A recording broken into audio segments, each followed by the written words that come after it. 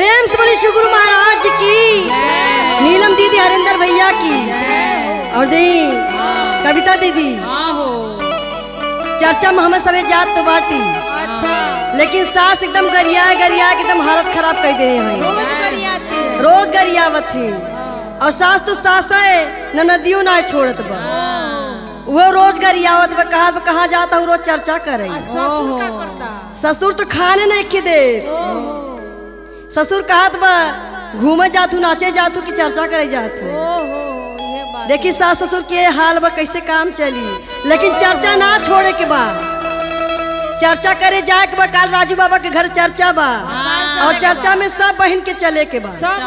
कविता दीदी, चाहे सास गरियावे, चाहे ननद गरियावे, चाहे ससुर घर से निकाले, चाहे मर्द मारे, लेकिन चर्चा करे के बा। और कहे के बा कैसे,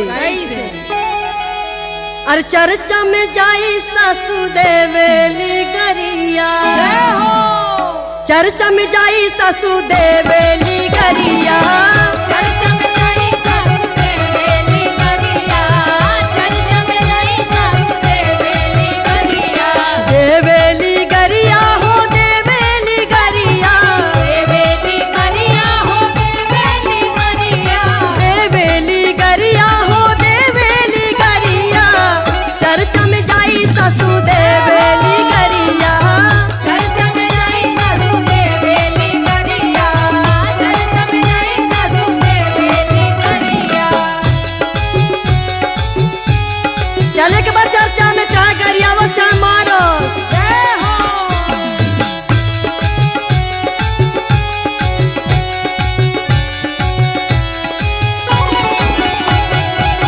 चर्चा में जाई सासु देवेली गरिया, चर्चा में जाई सासु देवेली गरिया, मारेली ताना ना देवेली खाना, देवेली खाना ना देवेली खाना, मारेली ताना ना देवेली खाना, देवेली खाना ना देवेली खाना, मारेली सास बंद के बड़िया, चर्चा में जाई सासु देवेली गरिया, चर्चा में जाई सासु देवेली गरिया।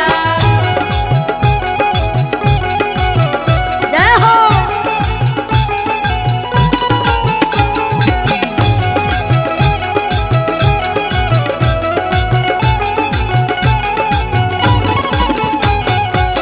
चर्चा में जाई सासु देवेली गरिया, चर्चा में जाई सासु देवेली गरिया। और देखी पूनम दीदी, सास कहत है चर्चा करे जातू कि नाचे जातू, बतावा।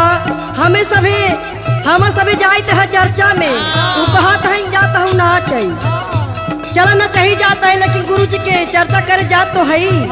और सुना का कहत तारी, अरे कहेली घूम घूम नाचत बाड़ू, नाचत बारू हो नाचत बारू, कहेली घूम घूम गावत बाड़ू, गावत बारू हो गावत बारू, सुबह शाम घर से निकले बहरिया, चर्चा में जाई सासु देवेली गरिया, चर्चा में जाई सासु देवेली गरिया, चर्चा में जाई सासु देवेली गरिया, चर्चा में जाई सासु देवेली गरिया, चर्चा में जाई सासु देवेली गरिया, चर्चा में जाई सासु देवेली गरिया।